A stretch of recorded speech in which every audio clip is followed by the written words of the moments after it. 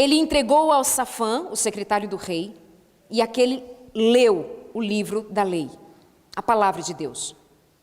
O secretário voltou para o rei e lhe disse: os teus servos entregaram a prata que havia no templo. Enfim, ele deu conta do que estava sendo feito lá na casa, que estava tudo certo com os trabalhadores e com o dinheiro.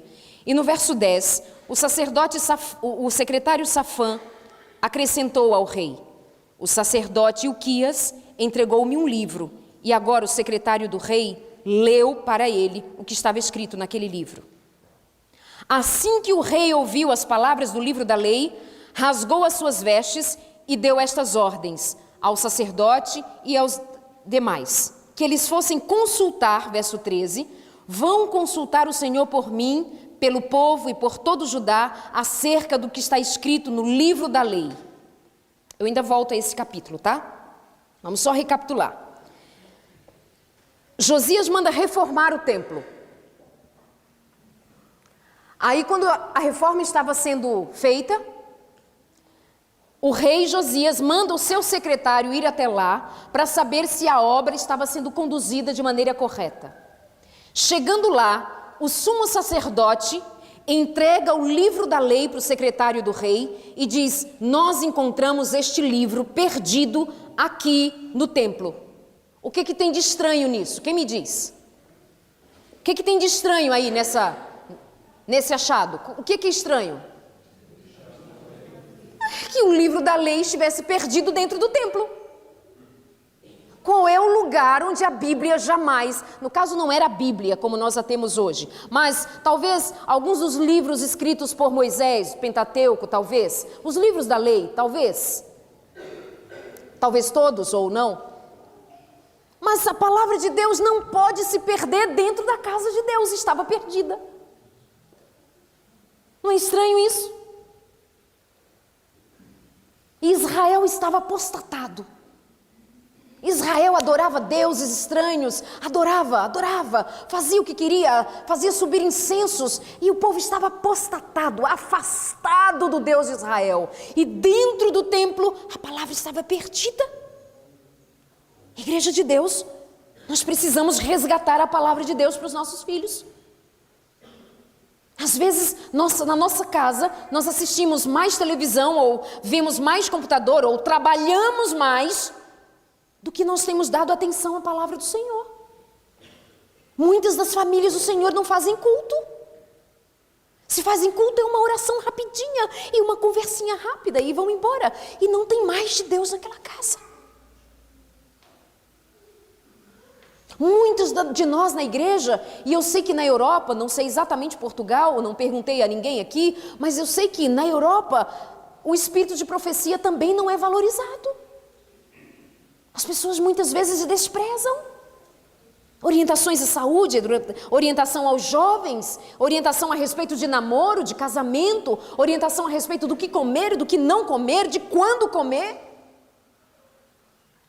Aqueles escritos que foram elaborados pelo Espírito de Deus e dados à sua igreja, por meio de uma mulher fraquinha, de uma igrejinha que começou com uma meia dúzia de jovens, eram todos jovens, não desprezem jamais a mocidade, eram todos jovens, e o Espírito de Deus os reuniu, alguns mais velhos foram chegando, e aquela igreja pequenininha, aquele grupinho estudando, orando, estudando a palavra, orando. Quando entravam em algum assunto que eles não entendiam muito bem, eles passavam a noite toda em oração. Até que eles recebiam a iluminação de Deus e começou a escrever cartas para a igreja de Deus, livros para a igreja de Deus. E agora eu desprezo o que o Senhor deu para a sua igreja.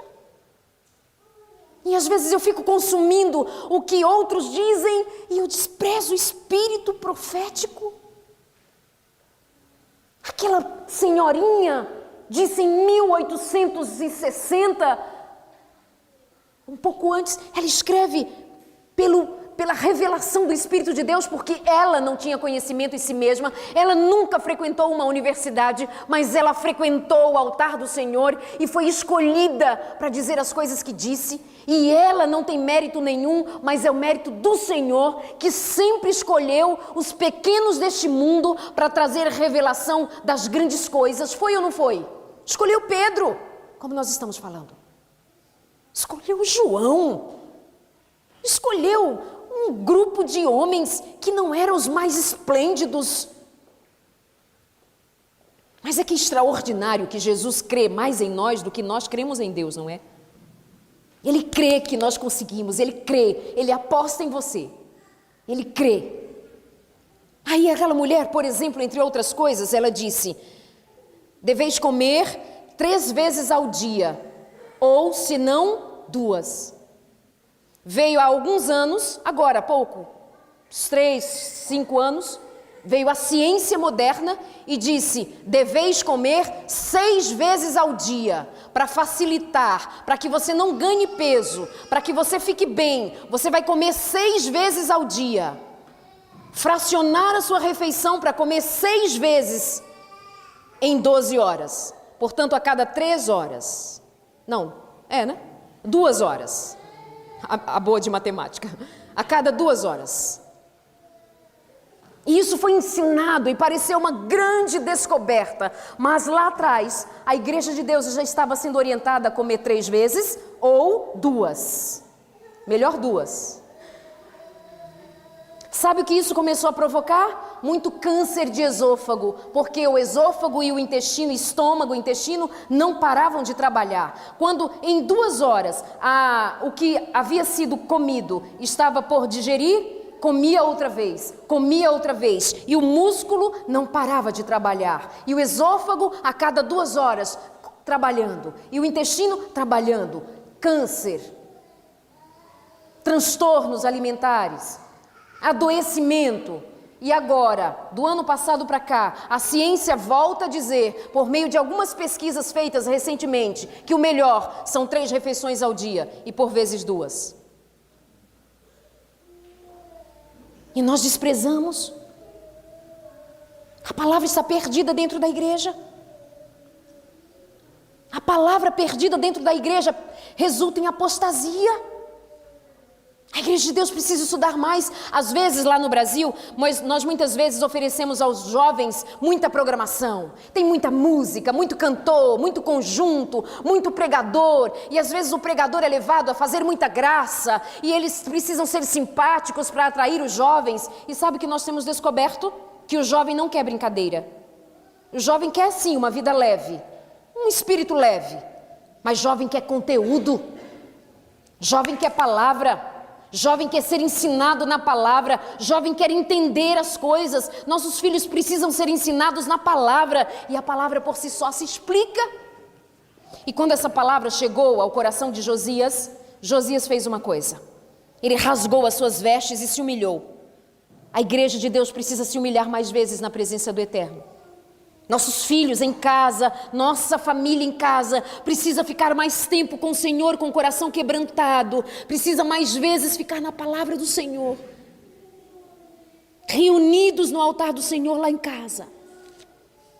Nós precisamos mais do Senhor lá em casa.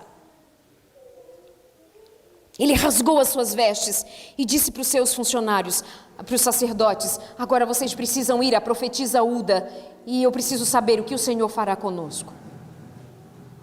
Mas eu vou me adiantar com você no capítulo 23. Depois disso, o rei convocou todas as autoridades de Judá e de Jerusalém. E em seguida, o rei subiu ao templo do Senhor, acompanhado por todos os homens de Judá, todo o povo de Jerusalém, os sacerdotes e os profetas, todo o povo, dos mais simples ao mais importante. Para todos, o rei leu em alta voz todas as palavras do livro da aliança, que havia sido encontrado no templo do Senhor. O rei colocou-se junto à coluna real e na presença do Senhor ele fez uma aliança, comprometendo-se a seguir o Senhor, a obedecer de todo o coração, de toda a alma, aos seus mandamentos, aos seus preceitos, aos seus decretos, confirmando assim as palavras da aliança escritas naquele livro. Então todo o povo se comprometeu com a aliança. Para aí, e nós já voltamos para o verso seguinte. O que o rei fez? O rei primeiro quebrantou-se, e aí eu chamo os pais dessa igreja, as autoridades dessa igreja. a se quebrantarem diante do Senhor. Humildemente, ele se quebrantou. Depois, quando ele se levanta do seu quebrantamento, ele chama todos sobre quem ele tem autoridade. Sobre quem você tem autoridade, pai e mãe? Nós temos autoridade sobre quem? Nós temos influência sobre quem? Aí ele chamou a todos e leu a palavra. É a palavra. Não tem outra coisa na vida, é a palavra de Deus genuína, que ensina, que aponta o caminho. Ela é lâmpada para os nossos pés. Você tem alguma dúvida sobre qualquer coisa na vida? Vem a palavra, vem aqui. Quando nós abrimos esse livro, nós estamos entrando em audiência com o Rei do Universo. Quando esse livro se abre, não é um livro qualquer que se abre. Quando ele se abre, abre-se a boca de Deus. Você tem noção disso? Isso aqui é a boca de Deus aberta, falando para nós. Reverência diante da palavra e deixa Deus falar. Aquele homem chama todos os que estão à sua volta e com autoridade, ele não berra o que ele acha que... Ele lê a palavra em voz alta. E às vezes eu fico pensando, e talvez alguém daí fique pensando, por que precisa falar tão forte? A palavra diz de ler esta palavra em voz alta, falar com firmeza, falar com a verdade que ela é.